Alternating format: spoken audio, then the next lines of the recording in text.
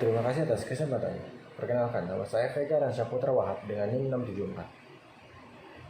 Sini saya akan menjelaskan tentang 6 keputusan utama dalam pemasaran internasional. Yang pertama, mengamati lingkungan pemasaran global. Yang kedua, memutuskan apakah akan memasuki pasar global. Yang ketiga, memutuskan pasar mana yang akan dimasuki. Yang keempat, memutuskan cara memasuki pasar. Yang kelima, memutuskan program pemasaran global. Yang keenam, memutuskan organisasi pemasaran global. Selanjutnya adalah sistem perdagangan internasional atau WTO. WTO yang pertama adalah World Trade Organization and GATT. Selanjutnya, zona perdagangan bebas regional atau komunitas ekonomi.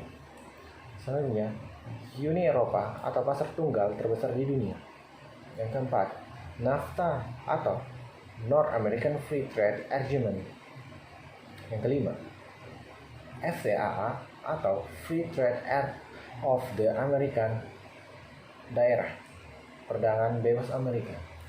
Yang keenam, Mercosur atau Perdagangan Bebas 10 negara Amerika Latin dan Amerika Selatan dan Komunitas Andean atau CAN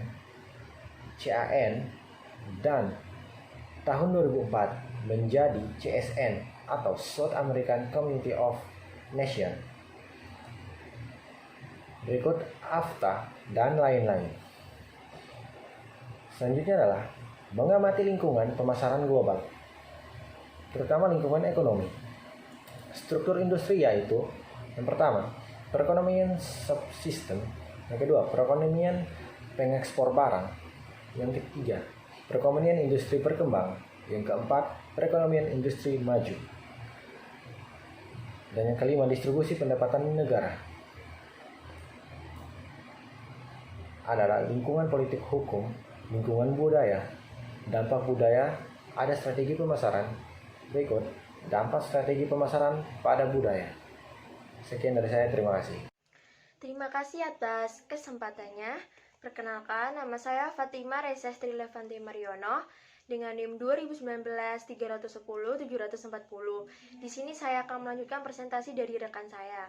Nah, di sini saya akan menjelaskan mengenai tahap kedua dari keputusan utama dalam pemasaran internasional, yaitu memutuskan apakah kita akan memasuki pasar global atau tidak. Nah, dalam ingin memutuskan hal tersebut harus diperhatikan beberapa hal, yaitu yang pertama resiko yang akan kita alami jika kita akan memasuki pasar global. Kemudian yaitu yang kedua, kemampuan beroperasi secara global.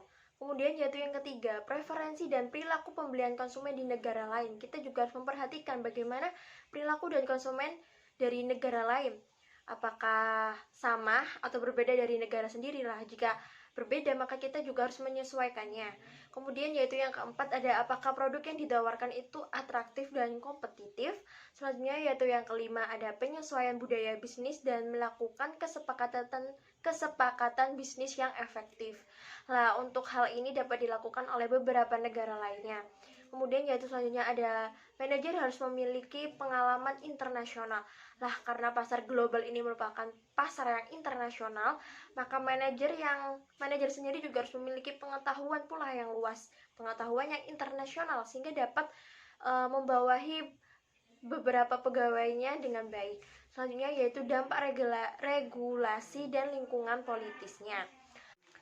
Selanjutnya yaitu tahap ketiga lah. Tahap ketiga dalam keputusan utama melakukan pemasaran internasional yaitu putuskan pasar mana yang akan kita masuki. Jika kita menyetujui dan memutuskan ingin memasuki pasar global, kita selanjutnya memikirkan dan memutuskan pasar mana yang akan kita masuki. Lah, dalam hal ini kita juga harus memperhatikan beberapa hal, yaitu bagaimana tujuan dan kebijakan dari pasar internasional. Kita harus mengetahuinya secara detail, sehingga dalam ingin memasuki pasar global tersebut, kita juga mengetahui secara keseluruhannya. Kemudian yaitu kita juga menentukan berapa banyak negara yang ingin kita masuki. Nah, dalam menentukan berapa banyak negara ini, kita juga harus mempertimbangkan beberapa hal, yaitu dalam perekonomian, dalam pemasaran, dan dalam politik, dan maupun dalam beberapa hal lainnya. Nah, selanjutnya kita juga mempertimbangkan jenis negara mana yang ingin kita masuki. Nah, dalam menentukan ini, kita harus mempertimbangkan dari segi geografisnya, iklim politiknya, demografisnya. Nah, untuk kategori demografisnya yaitu contohnya seperti pendidikan. Nah, dalam pendidikan ini kita harus memperlihat bagaimana ukuran pertumbuhan dari populasi pendidikan di sana, bagaimana komposisi usia populasi di negara di sana, seperti itu. Kemudian untuk contoh kategori geografisnya yaitu dari segi iklim. Bagaimana iklim dari negara tersebut? Nah, dari segi iklim tersebut kita juga dapat menyesuaikan dengan produk yang akan kita jual belikan. Lah, berikut merupakan presentasi yang dapat saya sampaikan. Selanjutnya akan disampaikan oleh rekan saya.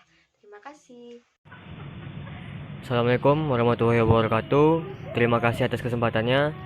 Saya Hafiz Oktariawan Maulana dengan NIM 2019310762 akan menjelaskan faktor-faktor yang akan memutuskan sebelum kita menentukan pasar mana yang akan kita masuki. Jadi terdapat 3 faktor.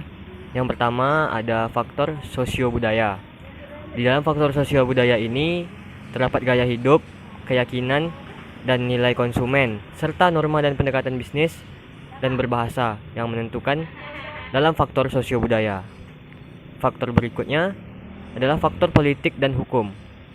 Di dalam faktor politik dan hukum, prioritas nasional, stabilitas politik, sikap pemerintah terhadap perdagangan global, birokrasi pemerintah, dan peraturan moneter yang akan menentukan dalam kita menentukan pasar mana yang akan dimasuki. Selanjutnya, faktor ekonomi. Di dalam faktor ekonomi, ukuran pertumbuhan PDB, distribusi pendapatan, infrastruktur industri, sumber daya alam, dan sumber daya keuangan manusia menjadi faktor penentu. Kemudian kita akan memasuki sub 4, yaitu cara memutuskan untuk memasuki pasar. Jadi terdapat 3 poin penting di dalam memutuskan cara memasuki pasar, yakni ada ekspor, joint venture, dan investasi langsung. Di dalam ekspor itu terbagi menjadi 2, yaitu ekspor langsung dan ekspor tidak langsung. Di dalam joint venture terdapat 4 poin untuk memutuskan, yakni pemberian lisensi, kontrak manufaktur, kontrak manajemen, dan kepemilikan bersama.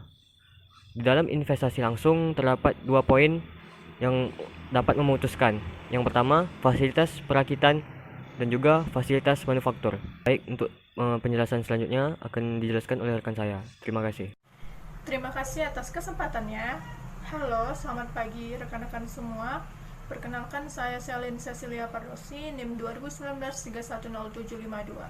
Di sini saya akan melanjutkan penjelasan dari rekan saya mengenai materi kita pada hari ini. Di sini saya akan menjelaskan mengenai program pemasaran global. Dalam hal ini ada 2 bauran pemasaran. Yang pertama yaitu bauran pemasaran terstandarisasi dan yang kedua yaitu bauran pemasaran teradaptasi. Nah, yang pertama bauran pemasaran terstandarisasi.